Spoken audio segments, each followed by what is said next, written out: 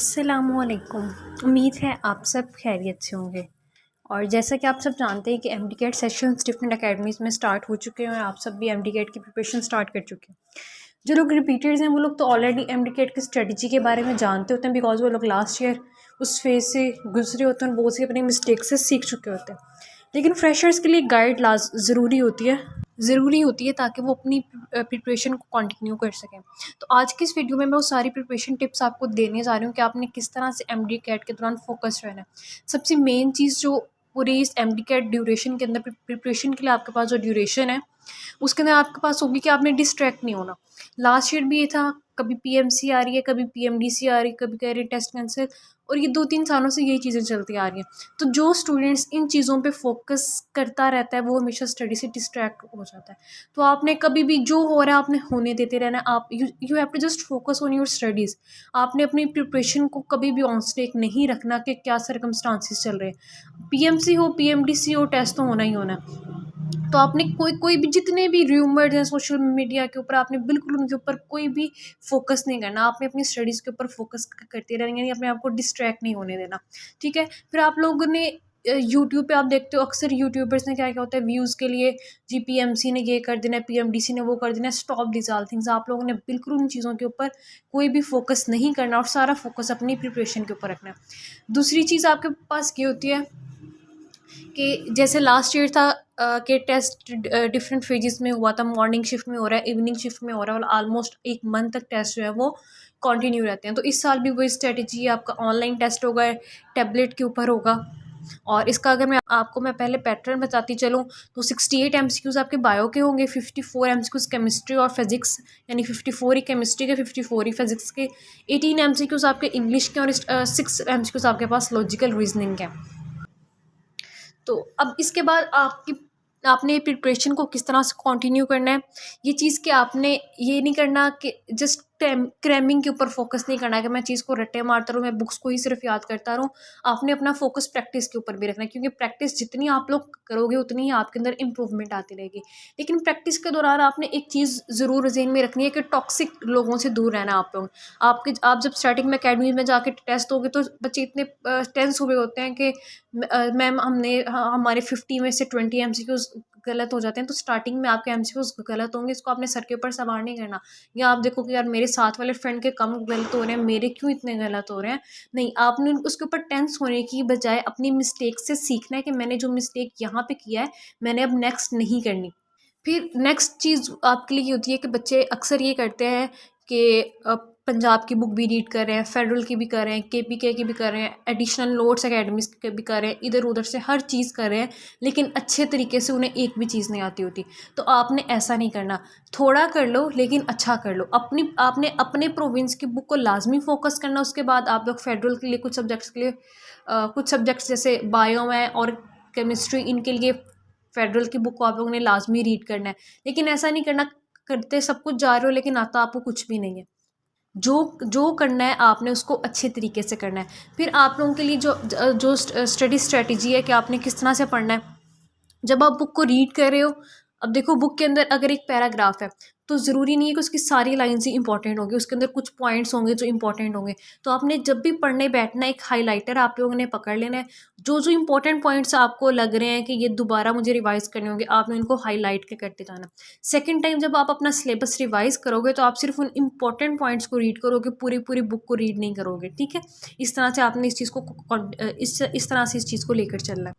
और जैसे जैसे अब आप देखो, अगर मैं स्टेप की बात हुई, कोई भी एकेडमी आपकी, आपने एक दिन टेस्ट दिया है, एक दिन आप लोगों ने लेक्चर लिए, नेक्स्ट डे आप लोग टेस्ट दे रहे हो, तो आपने सारे, अब कोई भी आपका टेस्ट है, कोई भी टॉपिक है, उसके अंदर कुछ इंपॉर्टेंट पॉइंट्स होंगे। जैसे फिजिक्स का है, उसके अंदर कोई ना कोई इंपॉर्टेंट फार्मूला होगा, तो आपने शॉर्ट लिस्टिंग करते जाना है।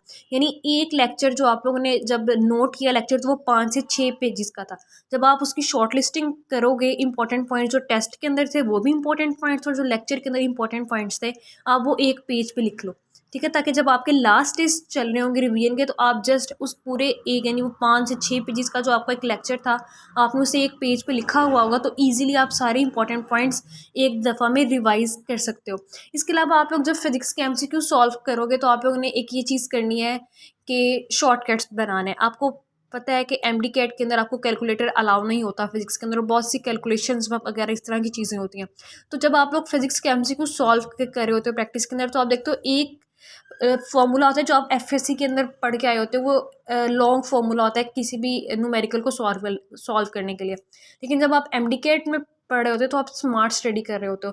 फिजिक्स के न्यूमेरिकल्स को सॉल्व करने के लिए बहुत से शॉर्टकट्स, कैलकुलेशन को सिंपल करने के लिए बहुत से शॉर्टकट्स, तो आपने उन सबको भी साथ साथ नोट करते जाना। इसके अलावा जो आपकी लोग वगैरह की वैल्यूज़ हैं, साइन टेन कॉस की वैल्यूज़ हैं, इन सबको भी आपने साथ साथ याद करते जाना है ताकि कैलकुलेशंस में आपके लिए आसानी रहे।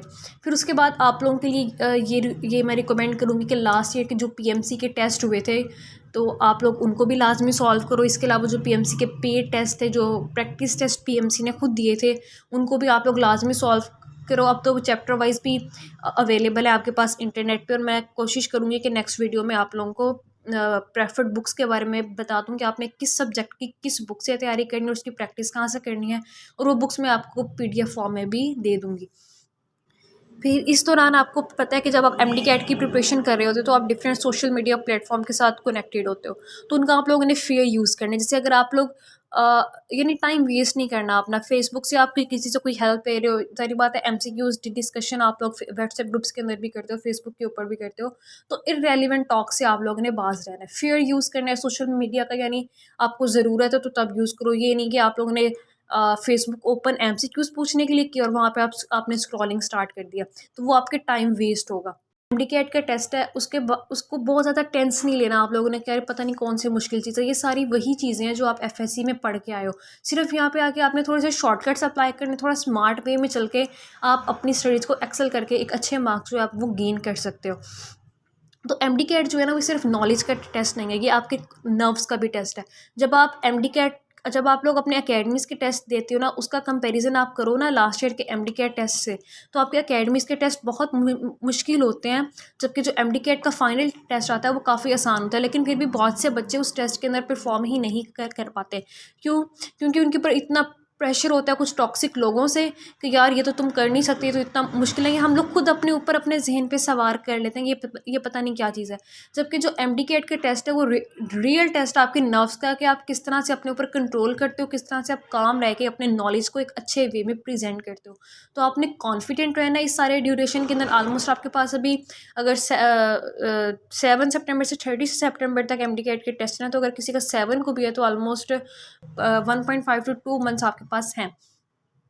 तो आप लोगों ने इस दौरान अपनी स्टडीज़ के ऊपर बिल्कुल फोकस्ड रहना है, ठीक है। थोड़ी अपनी एक्टिविटीज़ को कम कर दो, यानी कि बाहर आना जाना, टीवी, सोशल मीडिया, इसको थोड़ा सा मिनिमाइज़ कर दो अपनी इन एक्टिविटीज़ को। लेकिन इसका मतलब यही नहीं है कि बिल्कुल आप किताबी कीड़े बन के रह जाओ। आपने अपनी सेहत का, हेल्थ का बिल्कुल ख्याल रखना है, क्योंकि a healthy body has a healthy mind. जब तक आपकी बॉडी हेल्दी नहीं होगी, आपका माइंड नहीं हेल्दी होगा, माइंड हेल्दी नहीं होगा, तो आप लोग कभी भी अपने टेस्ट में परफॉर्म नहीं कर सकोगे। इसके अलावा जो ये कि बायो की तैयारी बायो की तैयारी के लिए हम किन बुक्स को प्रेफर करें, फिजिक्स की किस तरह से, केमिस्ट्री की किस तरह से, तो वो इंशाल्लाह मैं नेक्स्ट वीडियो के अंदर आपको एक्सप्लेन कर दूँगी, और बुक्स भी आप लोगों को पीडीएफ फॉर्म में प्रोवाइड कर दूँगी। तब तक के लिए अल्लाह हाफ़िज़।